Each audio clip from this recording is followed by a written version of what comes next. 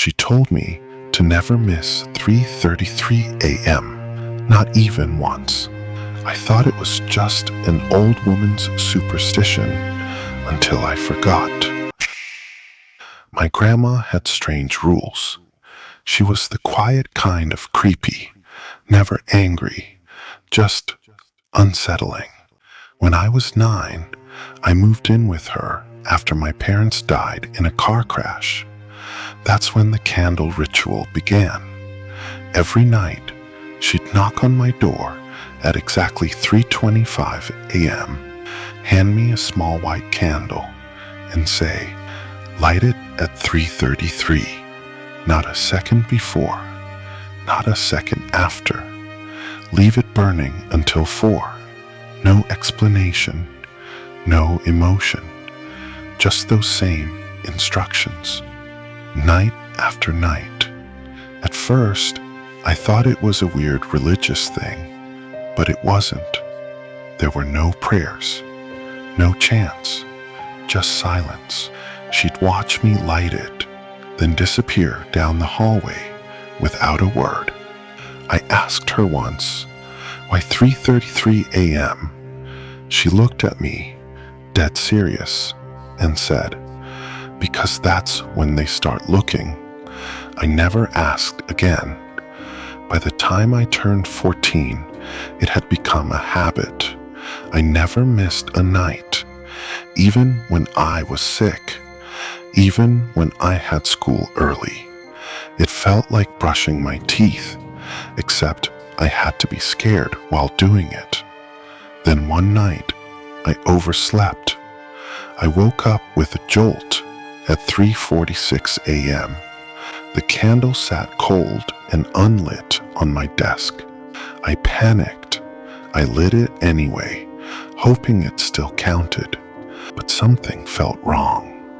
The air was heavy, like it was watching me. I didn't sleep that night. The next morning, Grandma didn't speak. She just stared at me during breakfast. Her eyes were bloodshot. Her hands trembled as she held her tea. She never asked if I'd lit the candle, but I think she knew.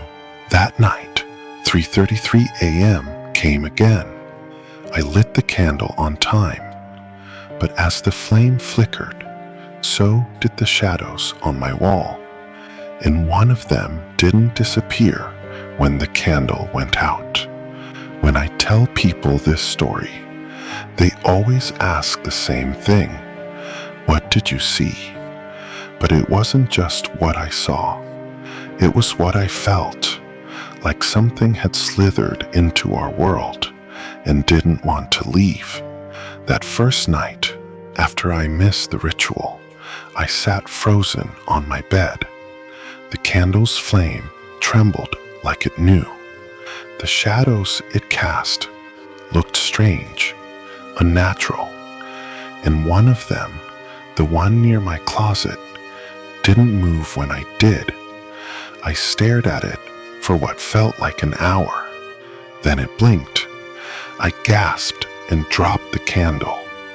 The flame went out instantly, plunging my room into darkness. But the shadow near the closet was still there, even without light. I leapt out of bed and ran straight to Grandma's room, my heart thudding in my throat. I burst in without knocking. She was already awake, sitting straight up in bed like she'd been waiting for me. "You didn't light it on time, did you?" she asked. Her voice wasn't angry. It was terrified. I nodded silently, and she got up without another word. She moved faster than I'd ever seen her move before. She grabbed a small metal box from under her bed and told me to follow her. Downstairs, she placed the box on the kitchen table, opened it, and pulled out a thick black candle, some powdery substance, and an old, burnt photograph. She wouldn't let me see who was in it. "We have to do the binding again," she muttered. "It's from attaching. It. She ignored me, set up the items in a small circle on the floor, and motioned for me to sit in the center. The black candle smelled like rotting flowers when it burned. I had to sit in absolute silence while Grandma whispered something in a language I didn't understand. The shadows in the room began to stretch unnaturally, almost as if they were reaching toward me. The flame turned blue. My skin felt cold. I wanted to cry, scream, run, but she kept repeating the words louder and louder until pop. The candle went out and the room was suddenly still. "That was close," she said. "You can't miss another night. It's attached to you now. It'll wait for a mistake." "But what is it?" I finally asked. Grandma paused. "It's not a ghost. It's something older, something that lives between 3:33 and 4 o'clock. The candle doesn't keep it away. It distracts it." The next few nights, I followed the ritual perfectly, but I started to notice things. My reflection would blink a second too late. My bedroom window sometimes showed stars that weren't supposed to be there. And once, I found footprints on the ceiling. I begged Grandma to tell me more, but she said talking about it gave it power. So I wrote everything down instead. That's when I noticed something terrifying. On nights I wrote too much, the candle would flicker harder, like it knew I was telling someone. One night, I didn't write anything at all. I lit the candle, sat still, and just waited for 4 a.m. At 3:47, my bedroom door opened by itself. I stared at it, frozen. A voice whispered my name, my voice, from the hallway. I nearly passed out. It got closer and closer, but the candle flame stood tall, like it was holding something back. Then, right before 4 o'clock, everything stopped. The door closed. The voice vanished, and I realized something. The candle doesn't protect me. It keeps me visible. And that thing in the hallway, it's getting used to seeing me. For the next 7 nights, I didn't sleep. Not really. I sat in the same spot on the floor at 3:33 a.m., lit the candle, and waited. The shadows always came. The candle always flickered. And sometimes, from the other side of the door, I heard my voice calling again. Let me in. Sometimes it was crying, sometimes laughing.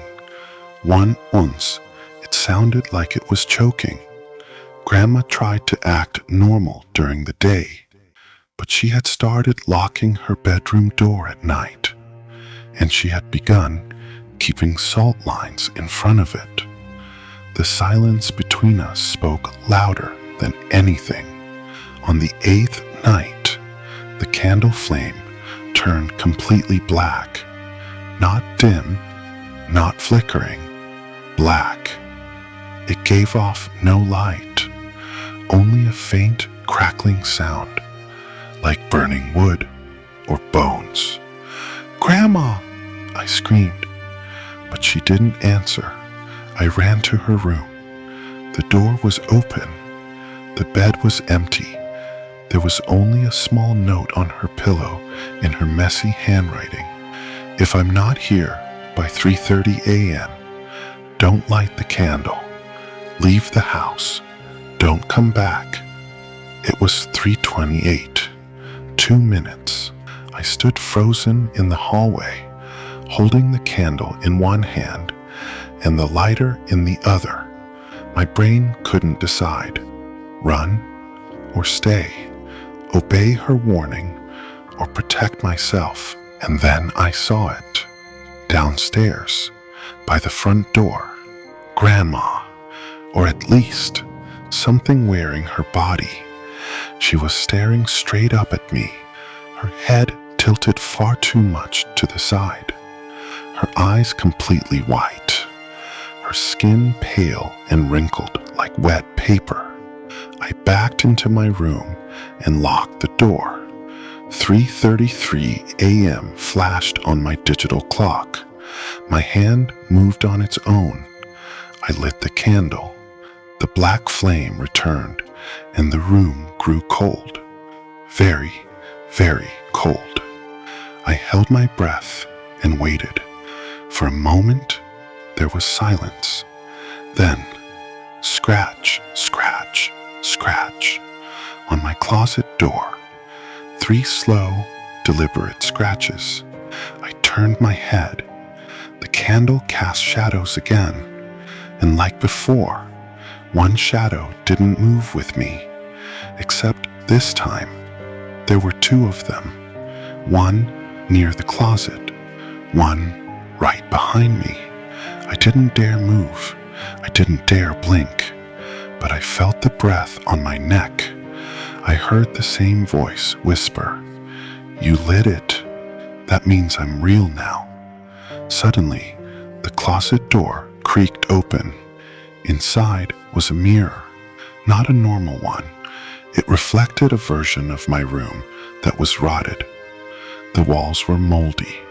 The floor was cracked, and I wasn't in the reflection. Something else stood in my place. A tall, crooked figure with long arms and no face, only a black, gaping hole. It reached toward the candle, and I swear to you, when its hand touched the flame, my skin began to burn. I screamed. Everything went white. I woke up in the living room, drenched in sweat. Grandma sat across from me, holding a cup of tea. "You lit it, didn't you?" she asked softly. I nodded. She didn't yell. She just sighed. I tried to stop it. I thought it still needed time, but it found a way in. "What is it?" I asked. "Why me?" Her voice trembled. "It's not just attached to you. It's becoming you." Grandma explained the truth. Years ago, before I was born, she was the one lighting the candle every night. She'd made a deal with something that gave her knowledge, health, maybe even time. But the price was simple. Light the candle at 3:33 a.m. every single night, without fail, or it would leave the shadow world and cross into you. She'd been faithful to the ritual for years, but the moment she gave the candle to me, the deal changed. It didn't want her anymore. It had chosen me. "You can't run from it," she said. "You have to trap it. You have to trick it."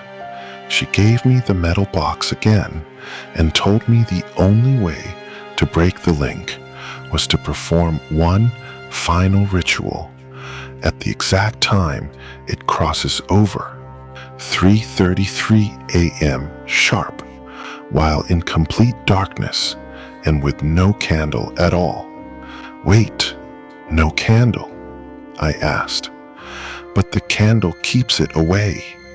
"No," she replied. "The candle feeds it. It uses the flame as a door. That's how it watches you." I had to act that night. At 3:30 a.m., I sat in the center of my room. Total darkness, no flame, just silence and fear. At exactly 3:33, I began the incantation she gave me. The words scratched my throat. My ears rang. I felt the room spinning around me. The moment I finished the last word, everything stopped. And then, Footsteps behind me, closer, closer. A cold hand touched my back, and I heard my voice say, "You stopped lighting it. That means I win." Suddenly, hands grabbed me from behind and shoved me forward into the mirror. I opened my eyes in a different version of my room. The air was heavy, the walls moldy, the sky outside was red. The candle on the floor was still lit, but the flame was white now. In the mirror, I could still see my real bedroom, empty, normal. I tried to step through, but my hands hit glass, and in my place in the real world, it stood there, wearing my skin, smiling, lighting the candle every night. It's still pretending to be me. If you're watching this, I need you to do one thing. If you ever meet me in person, ask me what time I go to bed. If I answer 3:33 a.m., that's not me.